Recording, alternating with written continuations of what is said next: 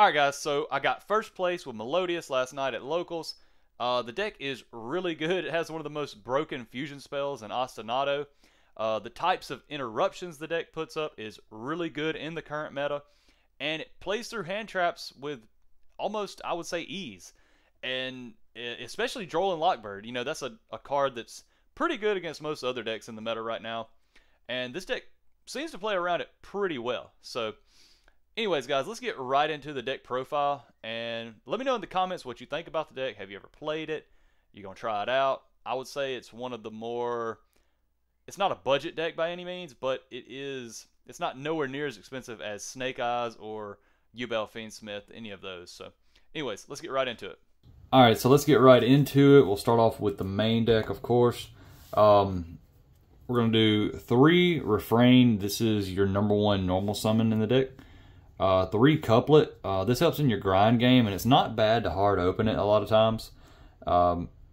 It's very situational. On its own, it doesn't do a lot, but typically it does what you need it to at some point. Sonata, this card is not once per turn. You can special summon. If you have 3 of these in your hand, you can special summon 3 of them. It's literally the best card ever. 2 Soprano.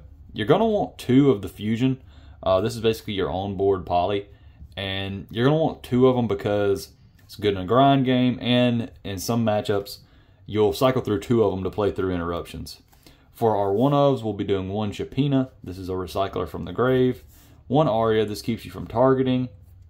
Cannon. This is another extender. You can special summon this card from your hand. You can only special summon Cannon the Melodious Diva once per turn. Unfortunately, this one's like a hard once per turn. The other one's not. And it can change battle positions. So it's basically just the 4th copy of this. The battle position trick, that can help sometimes, but it's not really going to come up. Tam Tam, I didn't mean to play this in the main. It didn't end up hurting me at all, but I would cut this from the main and just side it. That way it'd be a perfect 40. Now for our spells, we're going to be playing 3 Ostinato. This card is so broken. It's not once per turn.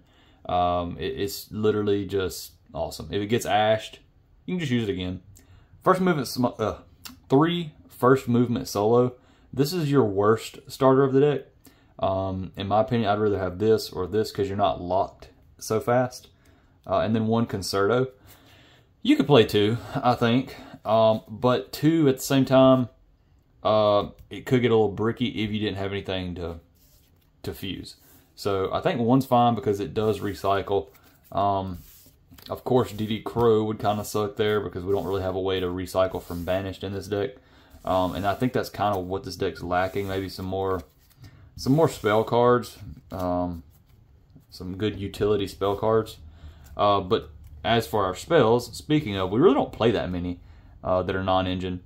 We play Pot of Prosperity. I just consider that extra engine.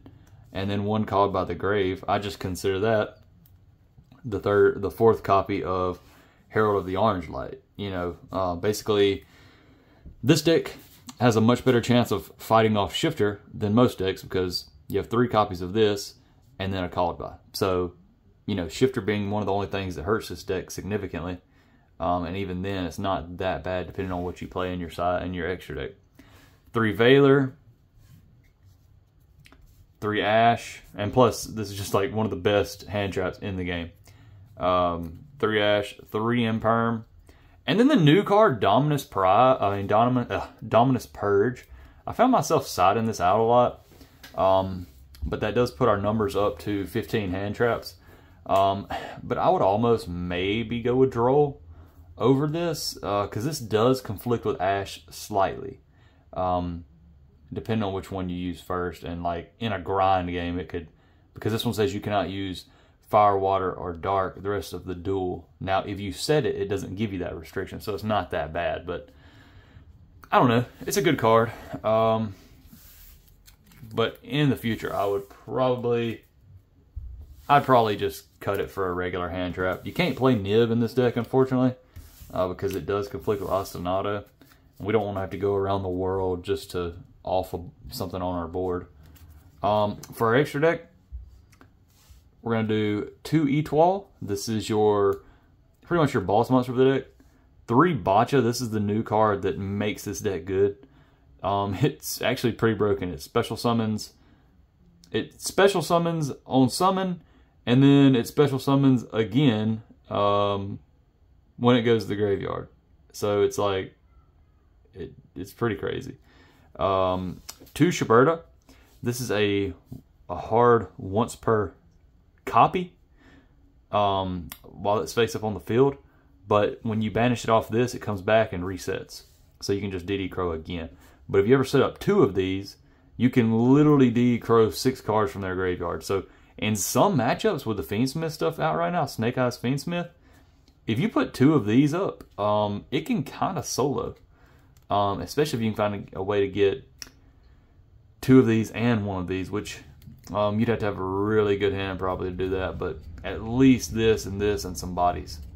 1 Bloom Diva. I would probably cut this, but I mean, I have the room. If anything, I would play 1 more copy of the Link. The Link is so broken. You discard 1, special summon 2. I mean, that's like, if it was a Link 1, that'd be the only way to be even more broken. For our other Links, Gravity Controller. This did come up last night, so I was kind of questioning playing that. I didn't have one, but luckily I found one. Haggard Lizardos. I didn't go into this once. I guess this is something to do with Nib. Yeah, I mean, it's okay. SP, I did make this in a grind game, but it was one of those games where it didn't matter. I don't think it won me the game, so it didn't matter. 1 Herald of the Mirage Lights. Thoughts with this is like game 2, if they're siding evenly, which evenly really doesn't hurt this deck if you go full combo, to be honest with you. But I was like thinking maybe Lightning Storm or something, this helps. But we have the answer to that with Elegy.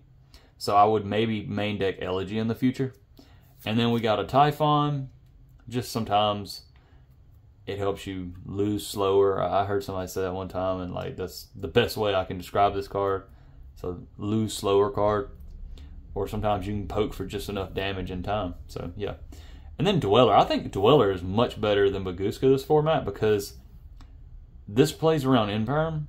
I mean, you can choose to shotgun it, but you can just wait till they commit something to the board, and then they can't Imperm you anymore. So yeah, this card is freaking broken.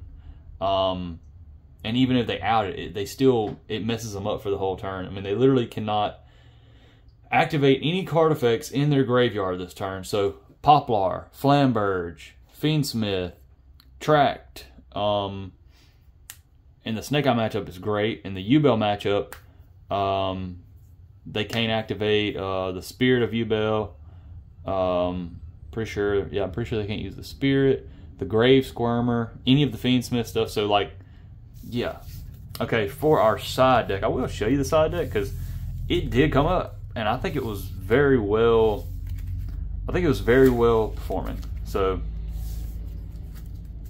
I think it's worth showing this. The issue is this is a deck where your engine count's pretty high, so you have to be careful. 3 Solemn Judgment, because we do lose the Dark Ruler, unfortunately. But a lot of people aren't playing that as much. So Anti-Spell, this is kind of our Dark Ruler package, basically. Dark Ruler Droplet.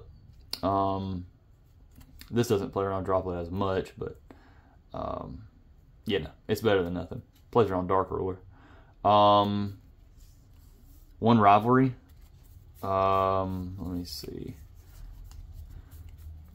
2 Evenly Matched and 2 Dark Ruler. So I actually drew these 2 in combination and still lost the game, which was really weird. It ended up being a grind game, but it's still just the Snake Eyes. Basically, Fiendsmith can grind a lot harder than us. Spooky Dogwood. You got to play it these days. 3 Perulia. This is just to kind of help ensure you draw these. That's why these are at 2. That's my theory there. Rivalry is only good against Snake Eyes right now. Every other deck pretty much plays around it. Dogwood, I mean, you just literally just win cheesy games by having 20,000 life points. You know, it's whatever. And then Perulia, like, it's just, like I said, basically its only goal is to draw these 2 cards. Or this one, depending on what, like if it's game 3, you're probably siding these 12 in. I mean, these 10, keeping in a few things. Maybe keep in your Heralds, your Ash, but you're going to side everything else out. Maybe your Imperm, side out your Veilers and all that other stuff. But yeah, that's it for the deck profile. Be sure to like and subscribe, and we'll see you on the next one.